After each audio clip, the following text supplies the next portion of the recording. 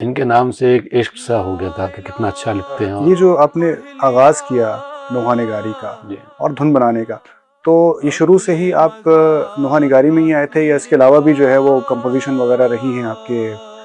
تو میں پوری رات جاگتا تھا اور 10 نوحے روزانہ لکھتا تھا ڈیلی، اور وہ لے کے جاتا تھا تو وہ اس کو نوحے کو بنا دیکھے جو ہے نا اس پہ کراس لگاتے تھے. تو سیکھنے کا عمل میں نے کبھی روکا نہیں. میں اب بھی پوچھتا رہتا ہوں لوگوں سے، اپنے جونیئر سے بھی پوچھتا ہوں. جس نے انیس کو نہیں پڑھا وہ اس کے نوحے میں نوحہ نہیں آئے گا. سوائے عشق کے لیے اور کچھ لکھا ہی نہیں. پھر اس کے بعد قلم یوں چلا رکا ہی نہیں.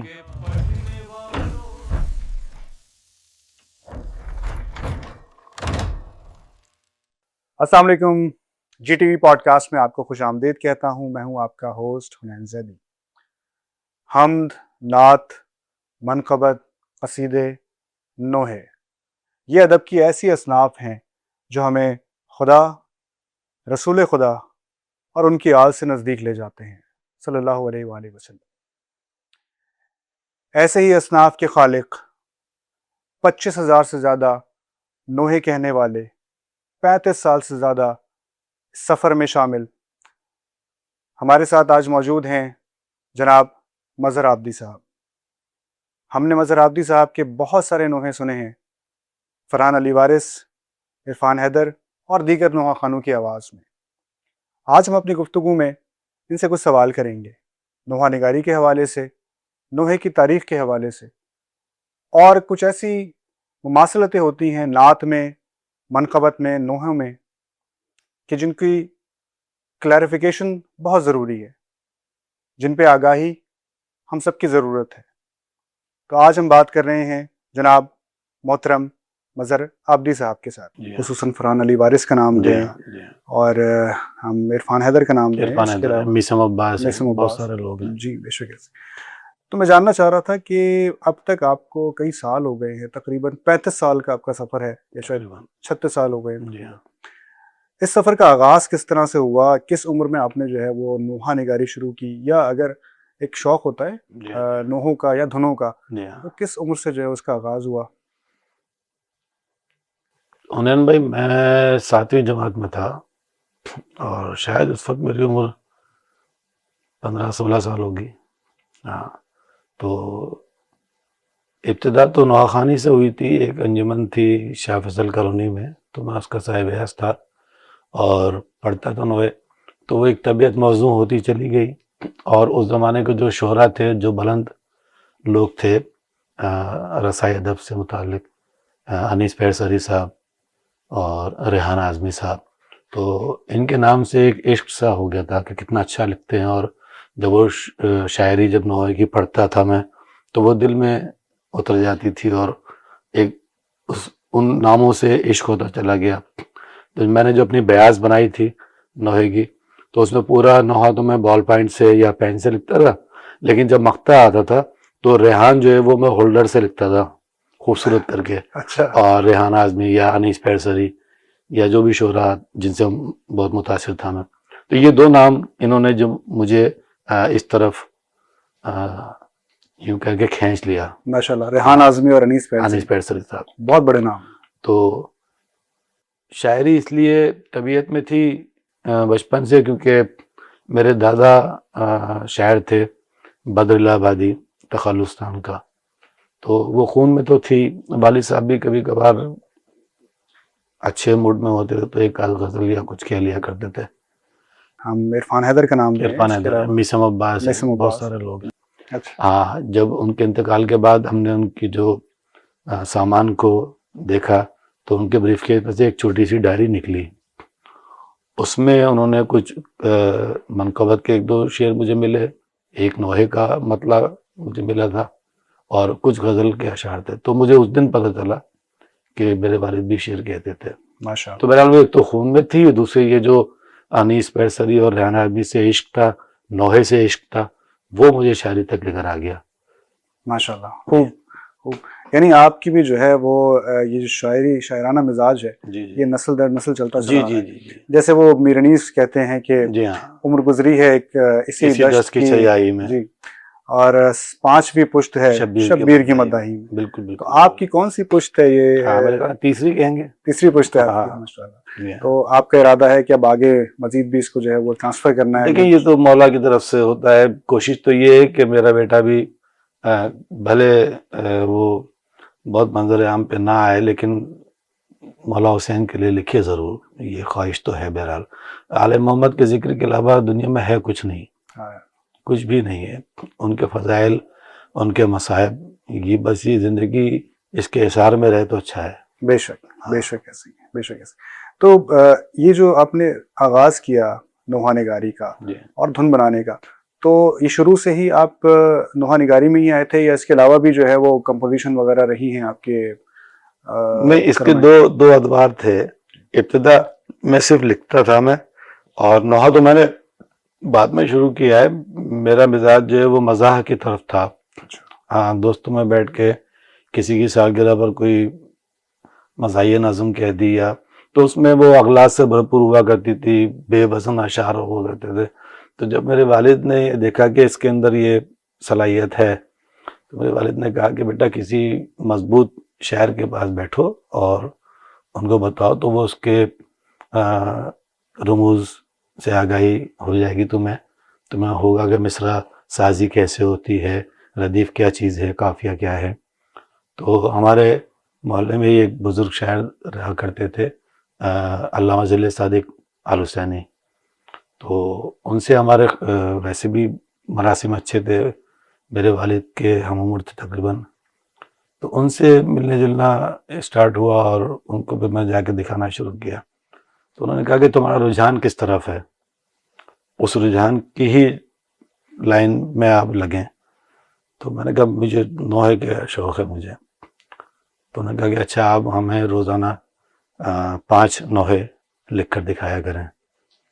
تو میں پوری رات جاگتا تھا, وہ 10 نوحے روزانہ لکھتا تھا ڈیلی, اور وہ لے کے جاتا تھا. تو وہ اس کو نوحے کو بنا دیکھے جو ہے نا وہ اس پہ کراس لگاتے تھے بنا دیکھے. اور یہ سلسلہ چلتا رہا تقریباً 3 ماہ تک.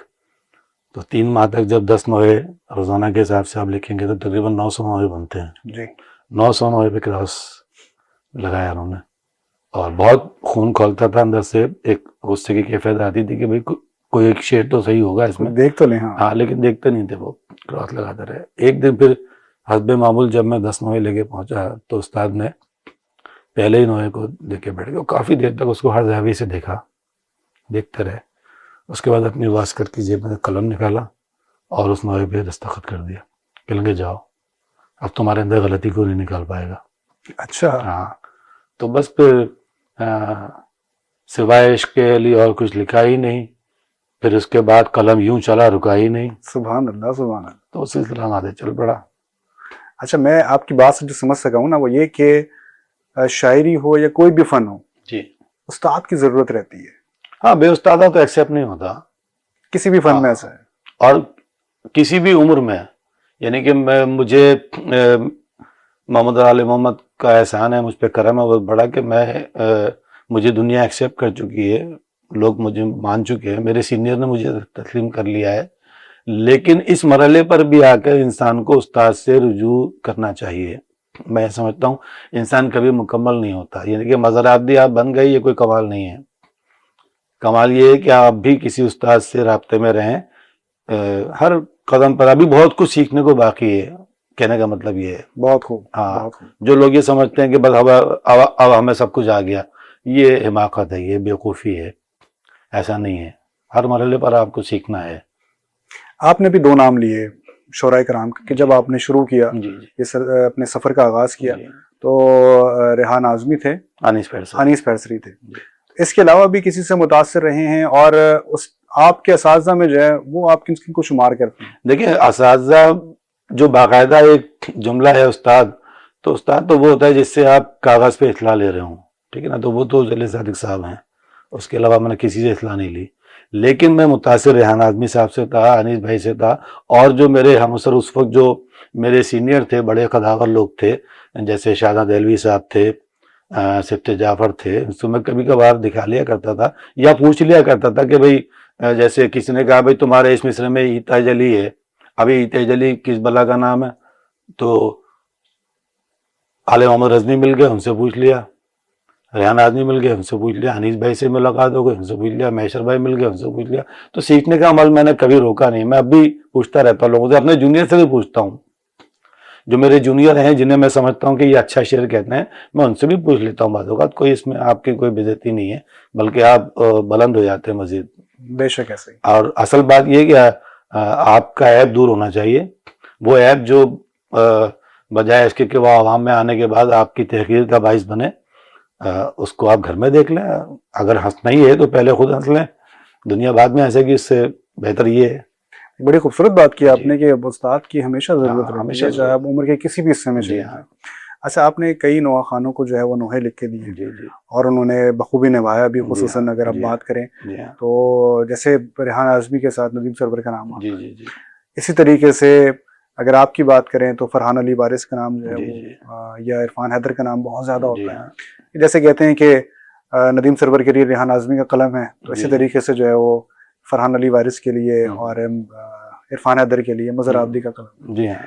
تو آپ دور حاضر میں اس وقت جو ہے وہ کیا دیکھ رہے ہیں، کیونکہ یہ تو وہ افراد ہیں جو اپنا نام منوا چکے ہیں جی جی جی اور بہت اچھی خدمات ہیں ان کی عزاداری جی کے ہاں. حوالے سے، اور کربلا کے لیے جو ہے بہت خدمات ہیں. نوح خان کی بات کر رہے ہیں. نوح خان کی میں بات کر رہا ہوں. تو اب آنے والے وقتوں میں آپ کسی کو دیکھ رہے ہیں کہ وہ اچھے نوح خان جو ہیں جی ہاں، اچھے پڑھنے والے بہت ہیں. مطلب عرفان حیدر اور فرحان علی وارث بہت بہترین نوح خان ہیں، باشعور لوگ ہیں، اچھا پڑھتے ہیں، اچھا ادا کرتے ہیں اس کو، مصائب کو بھی فضائل کو بھی. لیکن اس کے علاوہ اگر آپ دیکھنا چاہیں تو میثم عباس ایک اچھا نام ہے، بہت عقیدت سے پڑھنے والے نوح خان ہیں. سبیہ عابدی ہیں، بہت اچھا پڑھتے ہیں. زیغم ہادی ہیں، رضا بادشاہ ہیں، اور رضا عباس ناصر زیدی کے بھانجے جو ہیں وہ بھی نوح خان ہیں اور بہت اچھا پڑھتے ہیں. تو ان سے امیدیں ہیں کہ آنے والے وقتوں میں انہی میں سے کوئی ندیم سرور بنے گا، انہی میں سے کوئی ناصر زیدی بنے گا، انہی میں سے کوئی ساجد جعفری بن جائے گا، کوئی علی ضیاء رضوی بن جائے گا. حالانکہ میں سمجھتا ہوں کہ علی ضیاء رضوی بننا بہت مشکل کام ہے، لیکن امیدیں ہیں بہرحال کہ انہی میں سے کوئی نوح خان جو ہے وہ اس طرح جگہ اپنی بدلتے رہیں گے انشاءاللہ. انشاءاللہ. جی ہاں. اچھا، جب ہم بات کرتے ہیں نوحہ نگاری کی جی ہاں. اور نوحے پڑھنے کی بات کرتے ہیں تو ذہن میں ایک سوال آتا ہے کہ نوحے کی ابتدا کہاں سے ہوئی ہے. خصوصاً اگر ہم دیکھیں جیسے ہی نوحے کا نام آتا ہے جی ہاں. تو اس کا تعلق فوراً کربلا سے جڑ جاتا ہے جی یا ہاں. امام حسین سے جڑ جی جاتا ہاں. ہے.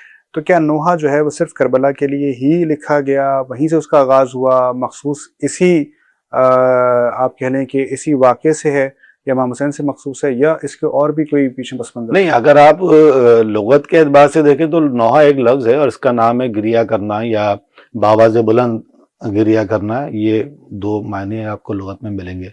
لیکن اگر آپ اس کا سفر پہ تحقیق کریں یا پڑھنا چاہیں، مطالعہ کرنا چاہیں تو یہ تو انبیاء سے چل رہا ہے. یعنی کہ علامہ مجلسی نے اس کو لکھا ہے اور بہت سے ماضی کے جو بلند بڑے رائٹرز تھے، شیخ صدوق وغیرہ، سب نے لکھا ہے، یعقوب کلینی اور دوسرے لوگ، کہ تمام انبیاء کا گزر کسی نہ کسی بہانے سے نینوا سے ہوا ہے اور سب کے ساتھ کوئی حادثہ ہوا ہے. اور جب اس نبی نے پروردگار سے رابطہ کیا کہ پروردگار کوئی غلطی مجھ سے سرزد ہوئی، کہا نہیں، تمہیں یہاں رک کر حسین پہ گریہ کرنا ہے. ٹھیک ہے نا. تو وہ گریہ یعنی کہ حضرت نوح سے منسوب کرتے ہیں کہ نوح نے اتنا نوحہ کیا کہ ان کا نام ہی نوح پڑ گیا، جبکہ ان کا اصل نام جو ہے وہ عبد الشکور لکھا جاتا ہے، لکھا ہے کتابوں میں. تو نوح نے نوحہ کیا تو نوح بن گئے، لیکن لفظ نوحہ کیا انہوں نے بھی آل محمد پہ ہی تھا، مصائب حسین پر ہی گریہ انہوں نے بھی کیا تھا اور تمام انبیاء نے کیا. اور جب واقعہ کربلا رونما ہو چکا تو اس کے بعد جب کربلا عالمگیر شہرت اختیار کر گئی تو یہ تمام اصناف جو ہیں شاعری کی، خصوصاً مسدس مرثیے سے مشتق ہو گئی اور نظم جو ہے وہ نوحے کی شکل اختیار کر گئی. سوز، قطعات، رباعیات، یہ سب رسائی ادب میں آ گئے ساری چیزیں. ان کا قد بڑھ گیا، حسین کے ذکر سے ان اصناف کا قد بڑھ گیا. اور انیس کا احسان ہے شیعت پر بھی اور شاعری پر بھی کہ انیس کے مرثیے اگر آپ پڑھیں گے تو جو منظر کشی انیس نے کی ہے اور جو مصائب تحریر قلم بند کی ہے انہوں نے، تو اس کو پڑھے بغیر بڑا مشکل ہوتا ہے نوحہ لکھنا. جس نے انیس کو نہیں پڑھا وہ اس کے نوحے میں نوحہ نہیں آئے گا. نظم تو ہوگی، شاعری تو ہوگی، اپنے فریم میں ہوگی پوری، لیکن اس کو آپ نوحہ نہیں کہہ پائیں گے اگر آپ نے انیس کو نہیں پڑھا. یعنی مرثیہ نگاری اور نوحہ نگاری میں انیس کا یہ مقام ہے. انیس کا بہت بڑا مقام ہے، بہت بڑا مقام ہے، کیونکہ ہم نے انہیں کو تو دیکھ کے سیکھا ہے نا. جب آپ پڑھیں گے کہ جناب ایک بیٹی باپ کے لاشے پہ کیسے بیان کرتی ہے اور یہ ہم سے پہلے ایک بہت قداور آدمی کہہ گیا ہے، تو کیوں نہ ہم اس سے سیکھ لیں، جی ہے نا.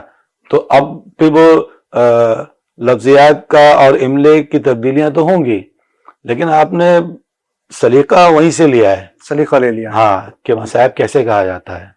بالکل ٹھیک ہے، بالکل درست ہے. اچھا، بر صغیر کے حوالے سے خصوصاً بات کریں. اب یہ تو نوحے کی عمومی ایک تعریف تھی یا تاریخ تھی. جی. اگر بر صغیر کی ہم بات کریں تو بر صغیر میں جو ہے وہ نوحہ کہاں سے شروع ہوا، خصوصاً عزاداری کے حوالے سے، اور امام حسین پہ جو گریہ جو شروع ہوا باقاعدہ، جی ہاں. تو اس کی ابتدا کس طرح سے ہوئی؟ انیس کے بعد جو شعراء آئے ان میں سے کچھ شعراء نے مرثیے بھی کہے، لیکن جب انہوں نے دیکھا کہ انیس ہے، ان کا مقابلہ تو کوئی کر ہی نہیں سکتا، تو کچھ شعراء نے اپنی لائن تبدیل کی. جیسے متین ہیں، سالک ہیں، قرۃ العین ہیں. ان لوگوں نے نوحے کی طرف، نجم افندی ایک بہت بڑا نام ہے، اور بلکہ نوحے میں تو سب سے بڑا نام نجم افندی صاحب کا لیا جاتا ہے. اے مومنو جب خون میں ڈوبا ہوا یا اصغر کا جنازہ، یا عباس نامور کا علم لے کے جائیں گے ہم، چاند پر حسین کا غم لے کے جائیں گے، ہے نا. تو اسی طرح متین کا بھی نام ہے، بہت نوحے انہوں نے کہے. تو وہاں سے سلسلہ شروع ہوا اور پھر وہ یہاں تک آیا. اچھا مظہر بھائی، میں یہ جاننا چاہ رہا تھا کہ جیسے ہم نے دیکھا ہے کہ طرز ہوتی ہے نوحوں کی، جی اور کچھ تحت اللفظ میں بھی جو ہے وہ کلام پڑھے جاتے ہیں. جی ہاں. اس میں کیا فرق ہوتا ہے کہ ہم تحت اللفظ میں بھی تو پڑھ سکتے ہیں، ہمیں طرز کی ضرورت کیوں ہوتی ہے نوحے میں، کہ جس میں سر بھی شامل ہو جاتا ہے اور اس کے جو ہے وہ باقی اجزاء بھی آتے ہیں؟ دیکھیں، طرز جو ہے نا، سر جو ہے کیفیت کو اجاگر کرنے میں ایک کردار ادا کرتا ہے، ٹھیک ہے نا. یعنی کہ اگر آپ کوئی شعر پڑھتے ہیں تو شاید وہ تحت اللفظ میں اتنا زیادہ اثر انداز نہ ہو جتنا کہ ترنم میں ہو جائے گا، ٹھیک ہے نا. مثال اس کی آپ کے پاس اس طرح ہے کہ دنیا کا سب سے بڑا نوحہ، میری نظر میں، یہ میرا ماننا ہے، دنیا میں سب سے بڑا نوحہ جو ہے گھبرائے گی زینب، ٹھیک ہے نا. کہ اس کلام کو اگر آپ اچھی آواز میں اور اچھے ترنم میں اگر آپ سوزیت کے ساتھ اس کو پڑھیں تو عام دنوں میں بھی ایسا لگتا ہے کہ شام غریبہ آ گئی. شام غریبہ میں تو بہت ٹھیک ہے سنا نا. جاتا ہے. جی. اچھا، اب آپ اس کو جب پڑھتے ہیں تو جو مجالس میں حاضرین ہوتے ہیں ان پہ ایک گریہ کی کیفیت طاری ہو جاتی ہے اور بابا سے بولیں گریہ شروع ہو جاتا ہے. اچھا، اب آپ اس تحت میں پڑھ کے دیکھیں اس کو، گھبرائے گی زینب، ہے نا. پورا کلام آپ تحت میں پڑھ لیں گے تو عقیدت مند لوگوں کے آنکھوں میں آنسو تو آ جائیں گے، لیکن اس پہ وہ کیفیت نہیں بنے گی جو کہ مجلس میں آپ کے ترنم میں پڑھنے سے ہو رہی تھی. یہ سروں کا کمال ہوتا ہے. اب اس میں آپ بھلے آپ چاہیں تو اس میں غزل پہ بھی تجربہ کر سکتے ہیں، اور کسی بھی شعر کو آپ، جیسے انقلابی اشعار ہوتے ہیں اس کو آپ ترنم میں پڑھیں. بارڈر پہ جو فوجی ترانے پڑھے جاتے ہیں جنگ کے دوران، تو آپ دیکھیں وہ ان ترانوں کو آپ عام دنوں میں بھی سنیں گے تو آپ پہ ایک کیفیت طاری ہوگی. ہر گھڑی تیار کامران ہیں ہم، ہے نا، اس ٹائپ کے. یا اے وطن کے سجیلے جوانوں میرے نغمے تمہارے لیے، میڈم نور جہاں کا گایا ہوا. تو آج جتنی بار بھی 14 اگست یا 23 مارچ یا 6 ستمبر آتی ہے تو انہی نغمات کو کیوں ریپیٹ کیا جاتا ہے؟ کیونکہ اس سے آپ کے جذبات پھر ابھر آتے ہیں، وطن کی محبت آپ کے دل میں دوبارہ سے جگا دیتا ہے. تو یہ سر کا کمال ہے، ترنم کا کمال ہے. یہ میرے ذہن میں آ رہا ہے کہ پھر وہ یاد بھی رہ جاتے ہیں. جی اگر ہم تحت میں پڑھتے ہیں تو وہ ذہن سے تحت میں پڑھ کے اس کو اتنا زیادہ جلدی یاد نہیں کر پائیں گے جتنا کہ آپ ترنم میں پڑھ کے یاد کریں گے. بچوں کو پوئم اس لیے دی جاتی ہے کہ اس کی ایک ہلکی سی دھن بنا دی جاتی ہے نا. لب پہ آتی ہے دعا بن کے تمنا، تو یہ بچوں کو یاد ہوئی ہے ترنم کی وجہ سے، ترنم کی وجہ سے. جی یہ بات درست ہے کہ اب جیسے ہم نے مثال کے طور پہ اسکول میں یہ پڑھی تھی لب پہ آتی ہے دعا، اور اس بات کو شاید 20 سال سے بھی زیادہ ہو گئے، لیکن اب بھی اگر ہم سے کوئی کہے گا کہ پڑھ کے سنا دو تو ہم ترنم میں سنائیں گے. آپ تو یہ یادداشت پہ بھی اثر کرتا ہے. اور سر نے اپنا اثر چھوڑا ہوا ہے. سر نے اپنا اثر آپ پہ چھوڑا ہوا ہے. تو یہ سر کا جو ہے یہ کمال ہے. جی ہاں، کہ وہ انسانی دماغ پہ اثر انداز ہوتا ہے. آپ کی بات میں مزید اثر پیدا کرے گا. اچھا، موسیقی کے پھر اسی پیراہے میں موسیقی کے حوالے سے سوال ہے. کہ چلیں سر تو سمجھ آ گیا کہ لہن میں ہم پڑھ رہے ہوتے ہیں یا ہم طرز جو ہے وہ اس میں پڑھتے ہیں اس کو. موسیقی کیوں ضروری ہے؟ کیونکہ اکثر ہم نے دیکھا ہے کہ جب کوئی نعت ہوتی ہے خصوصاً یا منقبت ہوتی ہے یا نوحہ آتا ہے اس میں موسیقی کا استعمال ہوتا ہے، چاہے وہ ہلکا ہی ہو، لوگ اس پہ اعتراض کرتے ہیں، کئی حلقوں سے جو ہے اس پہ جو ہے وہ تنقید بھی کی جاتی ہے. تو اس کو آپ کس انداز میں دیکھتے ہیں؟ دیکھیے اعتراض تو وہ حضرات کرتے ہیں جنہیں علم نہیں ہے. اچھا ٹھیک ہے نا. اور اب جس شخص کو شاعری کے اوزان کا نہیں پتا، اس کو جب آپ کوئی شعر سناتے ہیں تو وہ فیصلہ نہیں کر پاتا کہ آپ کا شعر بر وزن ہے یا نہیں ہے، اور آپ نے شاعری کے اصول کا خیال رکھا ہے نہیں رکھا ہے. لیکن جب اس کو پتہ چل جاتا ہے، جب وہ پڑھ لیتا ہے، تو پھر آپ کو ایک الگ سے داد دیتا ہے وہ، یار اس دن تم نے شعر سنایا تھا، کیا کمال وزن ہے یار اس مصرے کا، کتنے سلیقے سے تم نے قافیہ باندھا ہے نا. یہ داد پڑھے لکھے آدمی کی ہے. جی. اور وہ جو آدمی تھا ایک عام سا جس کو پتہ ہی نہیں شاعری کا، تو وہ ایک سرسری سی ایک سی داد دے دیتا ہے آپ کو. تو وہ لوگ موسیقی پہ اعتراض کرتے ہیں جنہیں موسیقی کا علم ہی نہیں ہے. ٹھیک ہے نا. اچھا، اب موسیقی، لفظ موسیقی جو ہے وہ دو لفظوں کا مرکب ہے. مو اور سقی یہ لاطینی زبان کے الفاظ ہیں. اس کا لغت میں اگر آپ معنی تلاش کریں گے تو ہوا میں گرا لگانا. اچھا، ہوا میں گرا لگانا. جی. اچھا. تو اب آپ ایک مصرع لے کے بیٹھے نعت کا، اور آپ اس کو کمپوز کر رہے ہیں. ٹھیک ہے، دھن کی شکل دینا چاہ رہے ہیں. اب آپ نے آنکھیں بند کی اور آپ نے اپنے اوپر مصرے کو طاری کیا، یہ کیفیت ہوتی ہے آپ کی. اور آپ ہوا میں گرا لگا رہے ہیں کیونکہ وہ سر آپ کے سامنے لکھے ہوئے نہیں ہیں. جی. موسیقی لکھی بھی نہیں ہے، میوزک آپ کے سامنے لکھا ہوا نہیں ہے. ٹھیک ہے نا. اور آپ نے اس کی طرز بنا لی. تو اس پہ آپ کون سا فتویٰ دیں گے؟ سمجھائیں مجھے آپ. کوئی فتویٰ نہیں. ہوا میں گرا لگائیے، اس میں کیا فتویٰ ہے؟ جی. ٹھیک ہے. اچھا، موسیقی دو چیزوں سے مل کے بنتی ہے، سر اور تال. ٹھیک ہے. تو جتنا ضروری سر ہے اتنا ہی تال بھی ضروری ہے. تال بھی اس میں ایک ردم پیدا کرتی ہے. آپ پاکستانی ترانہ آپ دیکھیں، اگر آپ گا رہے ہیں پاک سرزمین شاد باد، ہے نا، اس کو جب آپ بیٹ کے ساتھ پڑھتے ہیں، ڈرم کی بیٹ کے ساتھ، تو اس کا کچھ اور امپیکٹ آتا ہے، اس کا کچھ اور تاثر ہوتا ہے نا. تو اس لیے تال بھی لازم و ملزوم ہو گئی. یہ ہو گئی موسیقی، اس کو آپ کہتے ہیں میوزک. اچھا، اب رہی بات کہ جہاں آپ پاک ہستیوں کا ذکر کر رہے ہیں، نعت پڑھ رہے ہیں یا منقبت پڑھ رہے ہیں یا قصیدہ آپ گا رہے ہیں، دمال گا رہے ہیں، تو اس میں ضروری تو ہے سر بھی، راگ بھی اور تال بھی، لیکن اس میں ایک آپ کی لمٹ باندھی گئی ہے شرعی اعتبار سے. ایک لمٹ ہے کہ یہ ساز استعمال ہو سکتے ہیں، یہ نہیں ہو سکتے. اس کے لیے ہر پڑھنے والے کو چاہیے، ہر نوا خان کو، ہر منقبت خان حضرات کو، نعت خان حضرات کو، کہ تھوڑا سا مطالعہ کریں، تھوڑا سا پڑھیں کہ آپ جو کام کر رہے ہیں وہ سلیقے میں تو آئے، شرعی حدود سے باہر بھی نہ جائے. ٹھیک ہے نا. فتووں کی زد میں نہ آئے. کیونکہ جو علماء ہیں جن کی نظر میں ان کو، علماء کو تو پتہ ہے نا کہ اس کی حد کیا ہے، شرعی حد. تو وہ حد سے باہر نکلے گے تو فتویٰ آئے گا. حد سے باہر نکلے تو سماج کو بھی گرا گزرے گا کہ یار رسول اللہ کے نعت وہ اس طرح پڑھ رہا تھا، ہے نا. لمٹ میں رہیں گے. اچھا، وہ لمٹ کیا ہے کہ رسول خدا نے کہا ہے کہ بھئی ون سائیڈڈ ڈرم جو ہے وہ جائز ہے. اچھا، ون سائیڈڈ ڈرم سے مراد یہ ہے جیسے آپ ڈف بجاتے ہیں نا، جی، تو اس کی ایک سائیڈ پہ کھال ہے اور ایک خالی ہے، ایک سے خالی ہے. جی. تو ون سائیڈڈ ڈرم، اب ون سائیڈڈ ڈرم میں دف بھی آ گئی، طبلہ بھی آ گیا. ٹھیک ہے. ٹھیک ہے. کانگو بھی آ گیا. یہ سب ردم ہے، مختلف ردم میں مختلف ساؤنڈ ہیں ان کے، جو منقبت یا گانوں میں یا ہر چیز میں یوز ہوتے ہیں. اچھا، ایک ردم ایسا ہے جو دونوں سائڈ سے بند ہے، جیسے ڈھولک ہے نا.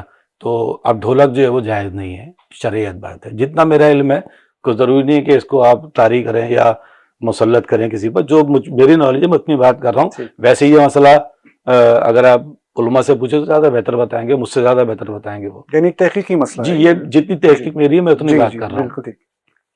کوئی ضروری نہیں کہ 100% ٹھیک ہو. تو ڈھولک جو ہے وہ ون سائیڈڈ نہیں ہے. دف اور طبلہ جو ہے وہ ون سائیڈڈ ہے. اچھا. ہاں، طبلہ بھی نیچے سے بند ہوتا ہے لیکن اس پہ وہ کھال نہیں ہوتی جو ساؤنڈ پیدا کرتی ہے، ایک طرف ہوتی ہے، اوپر ہوتی ہے. جی جی، ٹھیک ہے نا. اچھا، اب اس میں پھر یہ آتے اس کی مقدار کتنی ہے. یعنی کہ اگر وہ نعت میں یا منقبت میں آپ یوز کر رہے ہیں اور وہ ڈرم جو ہے وہ اس کا ساؤنڈ جو ہے وہ نعت خوان پہ اتنا زیادہ حاوی ہو گیا ہے، اس کا لیول ریکارڈنگ میں جو لیول ہوتا ہے جی کہ ووکل کا لیول یہ رکھنا ہے اور ردم کا یہ رکھنا ہے, ساز کا یہ رکھنا ہے, اس کا یہ رکھنا ہے نا, بانسری بج رہی ہے تو اس کا کم رکھنا ہے یا بڑی بڑھانا ہے. ٹیکنیکل باتیں جی, یہ جب ریکارڈنگ کا معاملہ ہے نا, تو اس میں اگر آپ نے ڈرم کا لیول اتنا بڑھا دیا کہ وہ الفاظ کو کھا رہا ہے. اچھا, اب آپ کا اصل مقصد کیا ہے کہ آپ نعت میں کوئی میسج دینا چاہ رہے تھے, جی آپ منقبت میں کوئی میسج, کوئی پیغام کوئی آپ تک تعریف و پہنچانا توصیف چاہ کرنا رہے تھے. چاہ رہے ہیں, جی. اچھا, جب وہ ریکارڈڈ ہو کے اور سوشل میڈیا پہ آیا تو جو سامعین جو سن رہے ہیں بیٹھے ہوئے قاری آپ کے, ان کو وہ الفاظ سمجھ میں نہیں آ رہے ہیں, تو مقصد فوت ہو گیا. معصوم سے کسی نے پوچھا کہ مولا سر حرام ہے یا حلال, تو امام نے فرمایا تھا کہ سر اگر مقصد پہ حاوی ہو جائے تو حرام ہے. اچھا, ٹھیک ہے, اس کا مطلب مولا نے آپ کو ایک لمٹ دے دی کہ آپ سر میں رہیں لیکن سر مت دکھائیں, اتنی جگہیں مت لگاؤ, اتنی سرتان مت لگاؤ کہ مقصد فوت ہو جائے کہ آپ کہنا کہ ترے لفظ حسین زندہ باد کہنا چاہ رہے ہیں, آپ کہہ رہے ہیں میرا حسین زندہ باد ہے. جی ٹھیک ہے نا, تو اس سے زیادہ توجہ سامع کی جو نا وہ سر کی طرف چلی گئی. آپ نے اتنی مرکیاں لگا دی, اتنی تانے لگا دی کہ یار کیا پڑھتا ہے بندہ یار, واہ واہ, یعنی کہ آپ کی تعریف شروع ہو گئی, حسین پیچھے رہ گئے, مقصد پیچھے چلا گیا. مقصد پیچھے چلا گیا. آپ حسین کو زندہ باد کہنا چاہ رہے تھے, تو اس کی اگر آپ لمٹ باندھ لیں گے ایک مقدار, ویسے آپ گانے میں جتنی چاہے شور شرابہ کریں, جی لیکن جب آپ آل محمد کا ذکر کریں تو اس کی مقدار کم رکھیں تاکہ اس کے اوپر حاوی نہ ہو, بس اتنی سی بات ہے. بہت خوبصورت, بڑے اچھے طریقے سے آپ نے اس کو سمجھایا ہے. اچھا, مختلف چیزیں ہوتی ہیں, یعنی ہم موسیقی کی بات کرتے ہیں, جیسے سر کی بات ہو رہی ہے, تال کی بات ہو رہی ہے, راگ ہے, جی ہاں, اور مختلف جو ہیں وہ راگ ہیں. جی تو ان راگوں کا استعمال کس طرح سے ہوتا ہے, اس پہ تھوڑی سی روشنی ڈالیں کہ راگ جو ہے وہ کہاں کہاں استعمال ہو رہے ہیں, خصوصاً اگر ہم منقبت کی بات کریں, جی جی جی. نوحے کی بات کریں, تو راگ کا کیا کام ہے؟ دیکھیں, راگ تو مختلف سروں کی مختلف ترتیب سے راگ تخلیق ہوتے ہیں. ٹھیک ہے نا, کہ جیسے مثال کے طور پر راگ بلاول اگر آپ گا رہے ہیں تو سارے سر اس میں تیور لگ رہے ہیں. ٹھیک ہے نا, سر کی دو قسمیں ہیں, تیور اور کومل, جس کو مائنر میجر کہا جاتا ہے انگلش میں. تو کومل تیور سروں کے مختلف ترتیبوں سے راگ کی شکل بنتی ہے. کسی کو آپ بھیروی کہتے ہیں, کسی کو آپ آساوری کہتے ہیں, کوئی راگ درباری ہے, اس میں اسی طرح کے ترتیب سروں کی الگ الگ ہوتی ہے. اچھا, اب ان راگوں کا اثر ہے. ٹھیک ہے, کچھ راگ ایسے ہیں جو شوق ہیں بہت زیادہ, کچھ ہیں جو سیڈ ہیں, سنجیدہ کیفیت ہے, غمگین کیفیت ہے کچھ راگوں کی. اب ڈیپینڈ کرتا ہے کہ بنانے والا جو کمپوز کر رہا ہے, اگر وہ نوحہ کمپوز کر رہا ہے تو وہ کس راگ کا انتخاب کر رہا ہے. اچھا, یہ بھی اس میں بھی آپ آزاد نہیں ہیں, آپ کا مصرع بتاتا ہے کہ یار کس راگ میں اس کو ہونا چاہیے. اچھا, وہ ڈیفائنڈ ہے, اتنا علم ہو آدمی کے پاس کہ اگر میں اس کو نیند آئے گی جب آپ کی بو پاؤں گی بابا میرن اس کے بیت کا مصرع ہے. ٹھیک ہے نا, اب آپ اس کو کمپوز کرنے بیٹھ رہے ہیں تو اگر آپ نے اس کا ایک بندش جو بنائی وہ آپ نے شوق راگ میں بنائی تو یہ وہ کلیجہ پھاڑنے والی اثر نہیں رہے ہے نا, جی, کلیجہ کاٹنے والی بات ہے یہ, نیند آئے گی جب آپ کی بو پاؤں گی بابا. اس کو آپ شوخی میں کہیں گے تو یہ نوحہ تو نہیں رہے گا, نہ یہ مرثیہ رہے گا. تو بہتر یہ کہ آپ تھوڑا سا سیکھ لیں اور ان راگوں میں بنائیں کہ جس میں مصاحب کا پہلو اجاگر ہو, جس میں سوزیت آئے. اچھا, یعنی راگ کی اور سروں کی آپ کے پاس معلومات اور تعلیم ہونا ضروری ہے, علم ہونا ضروری ہے, کم سے کم اتنا تو ہو. ضروری نہیں کہ آپ مکمل طور پہ لے لیں, اتنا کم سے کم ہر نو خان کو آنا چاہیے کہ اگر میں بنا رہا ہوں تو اس میں کس راگ میں اس کو زیادہ بہتر ہونا چاہیے. اگر انقلابی بات ہو رہی ہے تو انقلاب کے لیے مجھے کن سروں کا انتخاب کرنا چاہیے اور کہنا کیسے. دیکھیے, آپ ایک لفظ ہے کہ انقلاب, اب ایسے تو انقلاب نہیں آئے گا, لیکن اگر آپ نے چیخ کے کہہ دیا انقلاب انقلاب, تو یہ انقلاب کے ساتھ آپ اس لفظ کے ساتھ تھوڑا سا انصاف کر سکیں آپ کہ شاید اس کا مقام یہی تھا. ہے جیسے زندہ ہے ماتم شبیر, ہے نا, سچے بھائی کا نوحہ.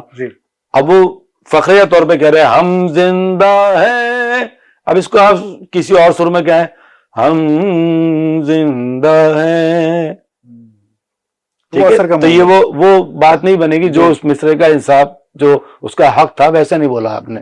بس یہ غلطیاں ہوتی رہتی ہیں. پھر اسی وجہ سے جو ہے وہ ہاں، راگ اور سر علم نہ ہونے کی وجہ سے یہ غلطیاں ہوتی ہیں کہ اس میں سے کہ دھن ہونی کچھ اور چاہیے تھی، بنا کچھ اور دیا آپ نے، تو دھن تو بن گئی بہرحال. اچھا مظہر بھائی، جتنی بھی لہن میں باتیں ہو رہی ہیں یا منقبت ہے، نعت ہے، جی یہ سب جو ہے کسی نہ کسی راگ سے منسلک ہوتی ہے. یقیناً.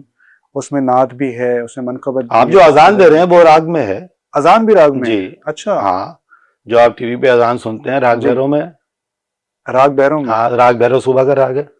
اچھا، اس میں فرق ہوتا ہے صبح کی اذان؟ جی ہاں، اس کی ٹائمنگ ہے. اچھا. ایک راگ ہے جو دن میں گایا جاتا ہے، ٹھیک ہے نا. کچھ راگ نہیں ہیں جو سدا بہار ہیں، جیسے پہاڑی ہے کسی وقت بھی گائیں گے تو اس میں رچاؤ آئے گا، بھیروی ہے کسی وقت بھی گائیں گے تو رچاؤ آئے گا. لیکن کچھ راگ ایسے ہیں جو مخصوص ہیں، ہر وقت نہیں رچے تھے.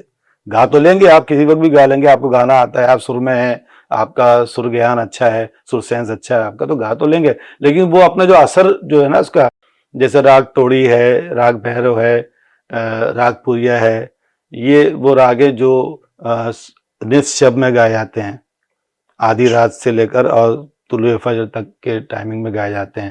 کچھ راگ ایسے ہیں جو صبح فجر کے بعد سے لے کر دوپہر 12 بجے تک میں گائے جاتے ہیں.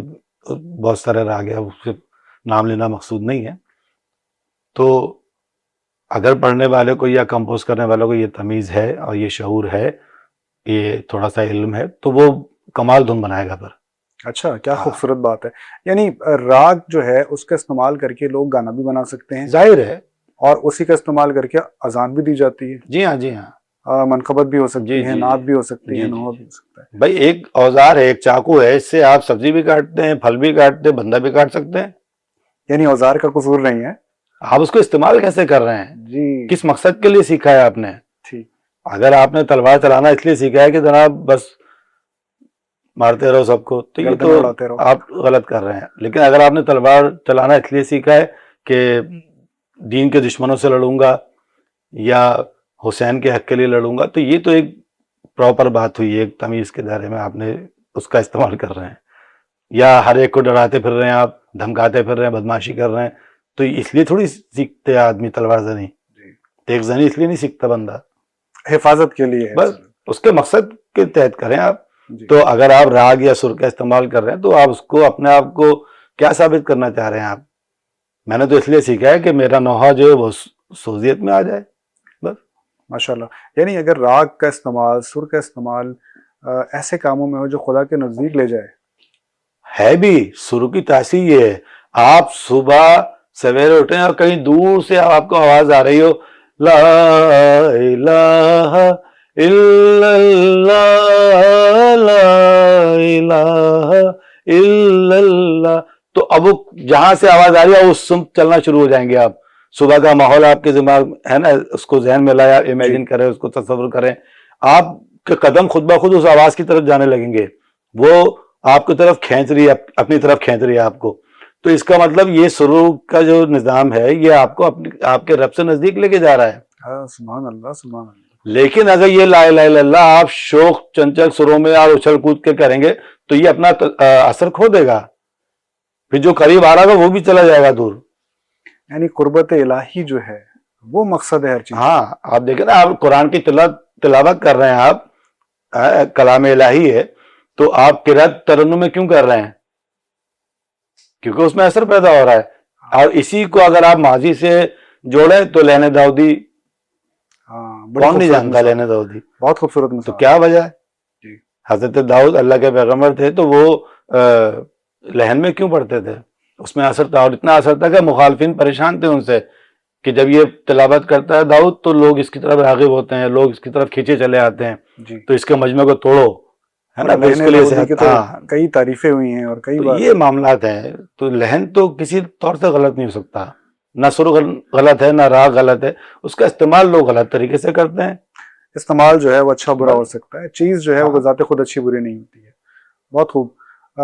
نوحے کے حوالے سے میں دوبارہ سے پوچھنا چاہوں گا کہ آپ نے اب تک تقریباً 25,000 سے زائد نوحے لکھے ہیں. پتہ نہیں. اچھا، تو کچھ ایسے نوحے بھی ہوتے ہیں یا کچھ ایسے کلام ہوتے ہیں جو دل کے بہت قریب ہوتے ہیں، یعنی کبھی بھی ان کو سنا جائے تو ایک کیفیت طاری ہو جاتی ہے اور مضطرب ہو جاتے ہیں. جی جی. تو ایسے کون سے کلام آپ کے ہیں جو آپ خود بھی سنتے ہوں تو آپ مضطرب ہو جاتے ہوں؟ بہت سارے ہیں. اگر میں لسٹ بنانے بیٹھوں تو مشکل کوئی چند ایک ہاں جیسے میں نے ایک کلام لکھا تھا فرحان کے لیے، نیند کیا خاک پہ آئے گی بابا، آپ کا سینہ تو تیروں سے بھرا ہے۔ میسم عباس کا ایک نوحہ تھا، میں نے لکھا تھا آپ پر سلام زینب،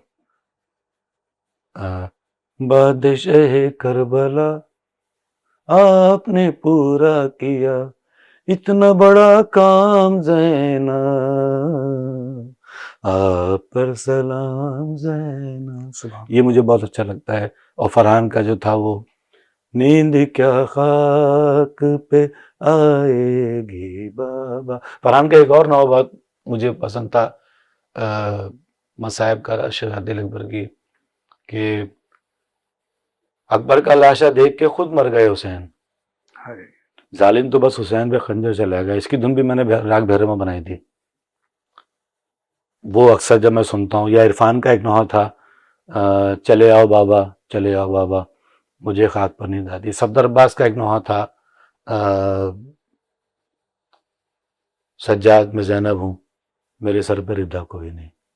یہ بہت اثر انگیز نوحہ ہے، بہت یاد کرتا ہوں اکثر میں۔ لیکن میں زیادہ تر یہ ہوتا ہے، اب جیسے کچھ نوخان ایسے ہیں جن کے کلام 10-15 سال کا گیپ ہو گیا، میری ان سے ملاقات نہیں ہوئی، تو مجھے ان کے نوحے یاد نہیں ہیں، لیکن ان کو بھی اگر میں ان نوحوں کو نکالوں 25, 30, 40 کے قریب نوحے ہوں گے، تو اس میں سے بھی کچھ ایسے نوحے نکلیں گے جو میں لکھ کے بھول چکا ہوں، لیکن کمال ہے جب میں سننے بیٹھتا ہوں تو حیرت ہوتی ہے، اور ایک فخر سا بھی ہوتا ہے کہ یار یہ میرا کہا ہوا کلام ہے، ایسا بھی ہوتا ہے۔ اچھا، ایسا کلام کہ یہ تو وہ کلام آپ نے مجھے بتایا نا کہ جو آپ کے دل کے قریب تھے، آپ کو یاد بھی رہے، ایسا کلام کہ جس نے مظہر عابدی کو مظہر عابدی بنا دیا۔ تو فرسٹ آف آل تو یہی کلام تھا سجاد میں زینب، جو ہٹ ہوا، بہت زیادہ اس کو پسند کیا گیا، شہرت ملی اس کلام سے مجھے۔ تو بڑا معروف کلام۔ ہاں، صفدر عباس نے پڑھا یہ۔ اور اس سے پہلے اگر آپ جائے، مطلب وہ زمانہ جب عرفان، حیدر اور فرحان میرے پاس نہیں تھے، وہ کسی اور کے کلام یا نوخانی میں نہیں تھے، تو اس وقت ایک کلام میرا بہت اچھا تھا، ایک شمع محمد و بھوپی، 93 میں لکھا تھا میں نے۔ خرم عرفان نوخان تھے، انجمن تنظیم امامیہ جعفر تیار کی تھے انجمن تھی، تو وہ بہت اچھا کلام تھا، اور اس میں اچھے مصائب تھے، وہ بھی اس نے بھی میری شہرت کو مجھے بہت تیزی سے بلندی پر لے کے گیا تھا وہ کلام۔ ماشاءاللہ۔ اچھا، ایک ایسا سوال جو ہے وہ ہم سب کے ذہن میں ہوتا ہے، ہر سال جو ہے نا اس پہ بات بھی ہوتی ہے، ڈیبیٹ بھی شروع ہو جاتی ہے، کرٹیسزم بھی ہوتا ہے۔ آپ بہت اچھے طریقے سے اس کا جواب دے سکتے ہیں کیونکہ آپ باریکیوں کو سمجھتے ہیں اور آپ غیر استاد ہیں۔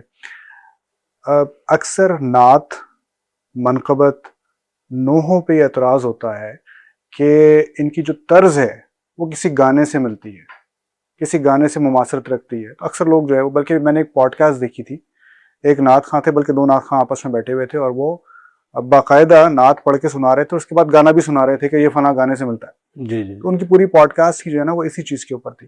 کیا واقعاً ایسا ہوتا ہے کہ گانا سن کے جو ہے وہ نعت بنائی جاتی ہے، یا منقبت بنائی جاتی ہے، نوحہ بنایا جاتا ہے، یا راگ کی وجہ سے یا سروں کی وجہ سے کوئی مماثلت ہو سکتی ہے؟ دیکھیں اس کے 2 جواب ہیں۔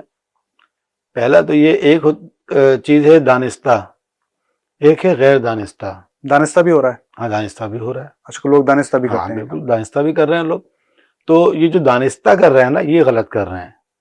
کسی گانے کو رکھ کر اور اس کی سیم ٹو سیم اس کی دھن پر آپ نے مصرع کہلوا لیا شاعر سے، تو یہ میں سمجھتا ہوں اچھی بات نہیں ہے، ایسا نہیں ہونا چاہیے، چاہے منقبت ہو چاہے نوحہ ہو، ٹھیک ہے نا۔ اچھا، اب رہی بات کہ زیغا مادی نوحہ پڑھ رہے ہیں یا ہانی حنین صاحب نوحہ پڑھ رہے ہیں، اور انہوں نے جو کمپوز کیا ہے، جو بندش کی ہے، تو وہ کسی نہ کسی راگ میں تو ہے نا، اور اس راگ میں، جس راگ میں آپ نے کمپوز کیا ہے، وہ اس راگ میں ہزاروں لاکھوں کی تعداد میں گانے کمپوز ہو چکے ہیں، تو وہ کہیں نہ کہیں ملے گا۔ ہمارے معاشرے میں ایک پرابلم یہ ہے کہ جو پکڑا گیا صرف وہ چور ہے، ٹھیک ہے نا۔ یعنی کہ بہت سے لوگ دانستہ کر رہے ہیں، بہت سے لوگ نہ دانستہ کر رہے ہیں، ان کو بیچاروں کو نہیں پتا کہ میری دھن فلاں گانے سے جا کے مل رہی ہے، یا اس کی کوئی جگہ جو ہے وہ سیم گانے کی ٹچ میں آ گئی ہے. تو اچھا ایک الہامی کیفیت بھی ہوتی ہے انسان پر جس کو آپ آمد کہتے ہیں کہ آمد ہو رہی ہے. تو آمد کے دوران جس راگ میں آپ بنا رہے ہو اس راگ کے کچھ نوٹیشن ایسے ہیں جو ہر حال میں آپ کے دماغ میں آئیں گے. یہ ایک عجیب بات ہے, اس کی ڈیفینیشن میں نہیں دے پاؤں گا آپ کو کہ یہ کیا وجہ ہے, اس میں پروردگار کا کوئی حصہ شامل ہے اس میں, یا واقعی راگوں کا کوئی جادو ہے, کوئی سحر انگیزی ہے, کیا ہے. لیکن اگر آپ اس راگ میں بنا رہے ہیں اور تھوڑا سا بھی آپ کا گیان اچھا ہے تو آپ راگوں کے ان سروں کو ضرور چھوئیں گے جس سے وہ راگ اجاگر ہوتا ہے, کھلتا ہے وہ راگ, ہے نا.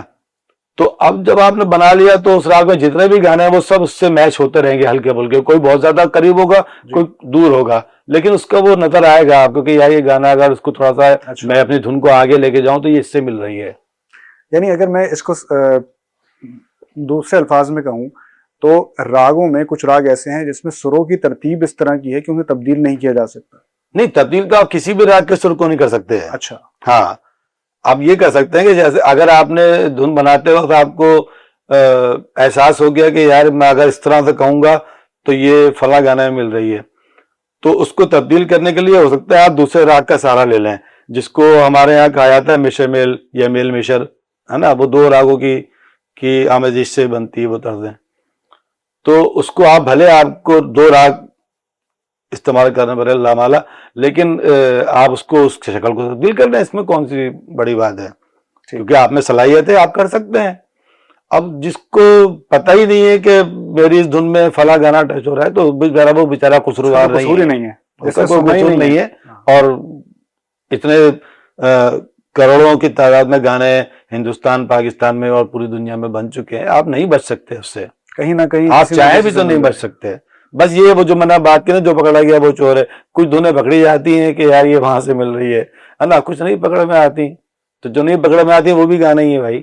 یعنی کچھ عادت دلی رکھیں اور یہ اچھا گمان رکھیں کہ جس نے دھن بنائی ہے آپ نوحے کو نوحہ سمجھ کے سنیں, منقبت کو منقبت سمجھ کے سنیں. آپ گانا کیوں, آپ کو کچھ ایسے گانے نظر آئیں گے کہ جن کو اگر صرف شاعری تبدیل کر دو تو نوحہ بن جائے وہ.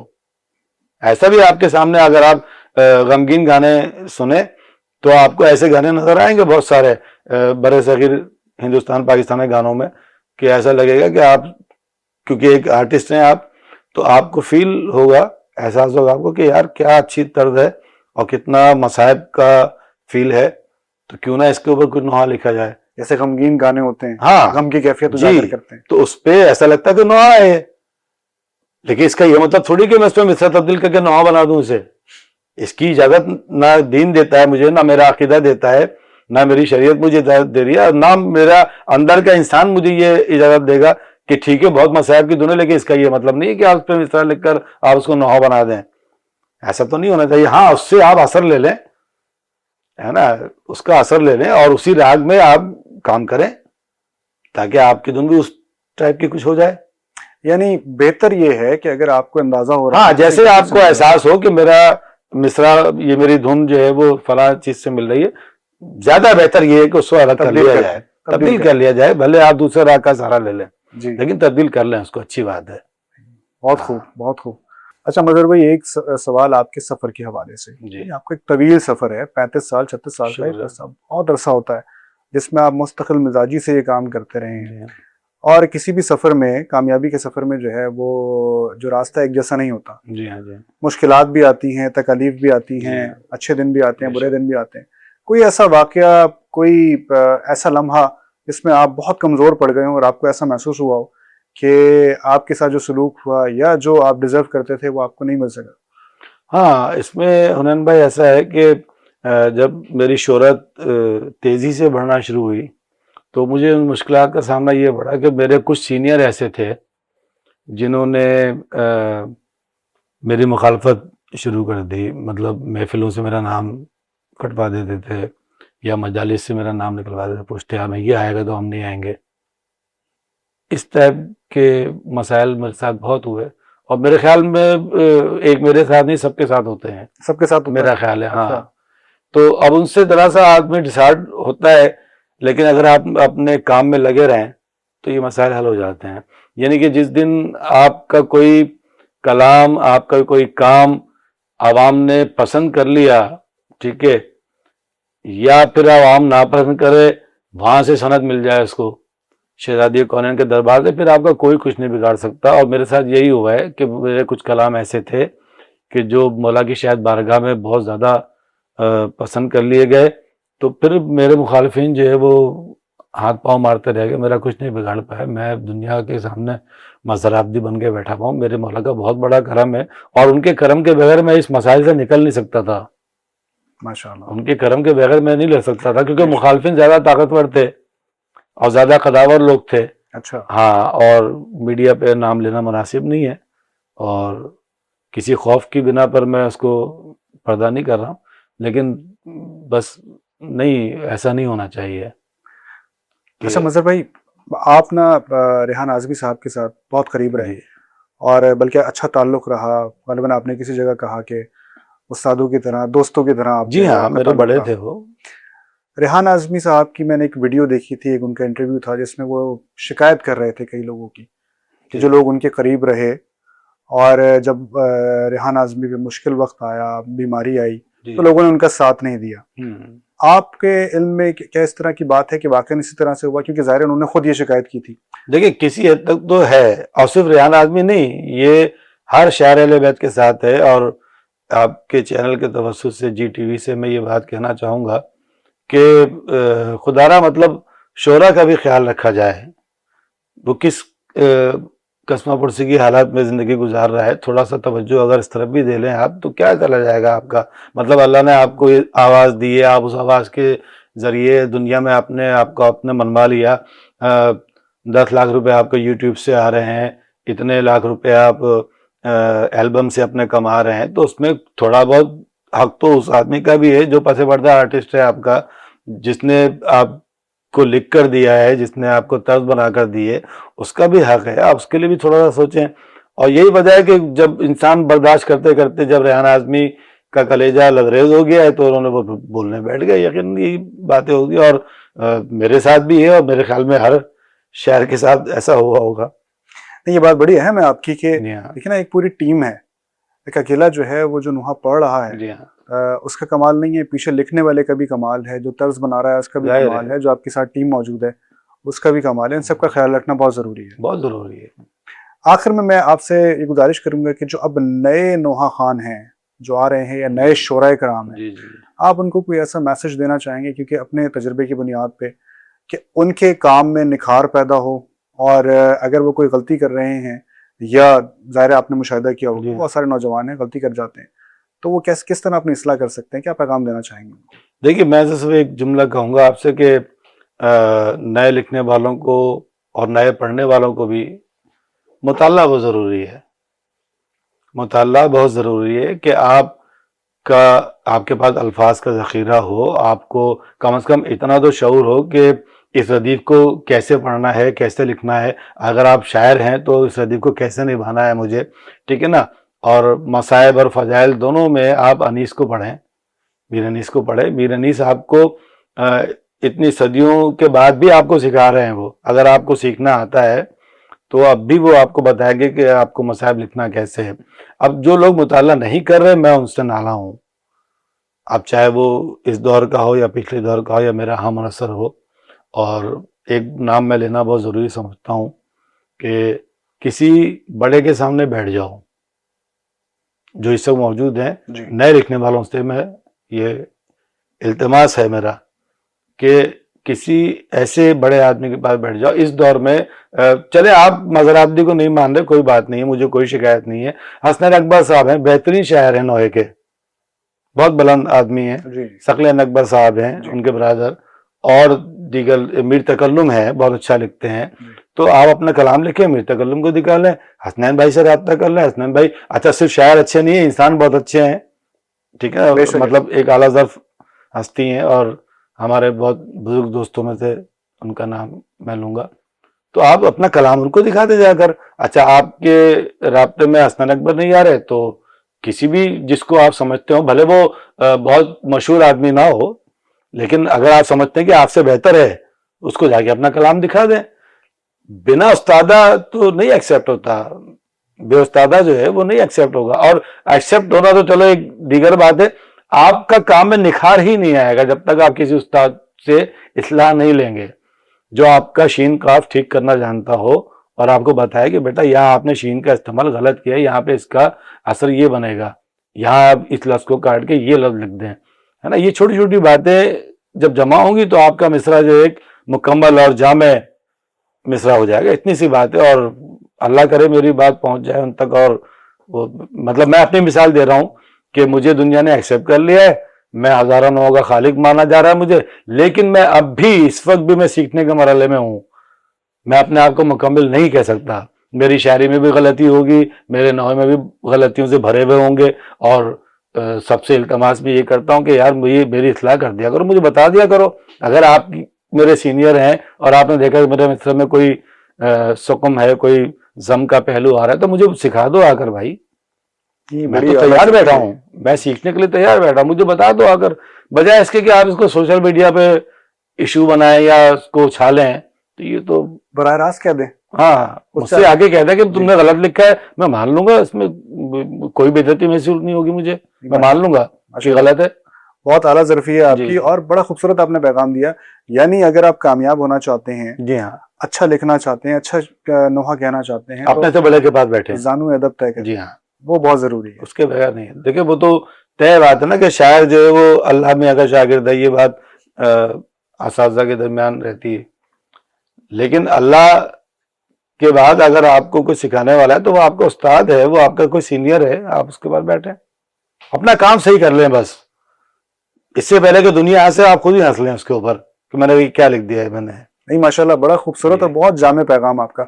آپ کا بہت بہت شکریہ ہمیں وقت دینے کے لیے, اور G T V podcast میں جو ہے وہ شکر گزار تو میں بھی ہوں, آپ کا بھی اور جی ٹی وی کا بھی, کہ آپ لوگوں نے ایک آواز بن گئے, آپ ایک وسیلہ بن گئے لوگوں تک. یہ باتیں جو پہنچنی چاہیے تھیں اور میں چاہتا تھا کہ پہنچیں, تو شاید آپ کے چینل کے تھرو بات نہیں. امید کرتے ہیں کہ آپ کی باتوں سے لوگ سیکھیں گے بھی, خصوصاً جو نئے شعراء ہیں, نوحہ نگار ہیں, منقبت خواہ ہیں, وہ آپ سے سیکھیں گے اور آپ کی جو پیغام ہے اس کو قبول بھی کریں گے انشاءاللہ. تو آپ کا بہت بہت شکریہ. سلامت رہے.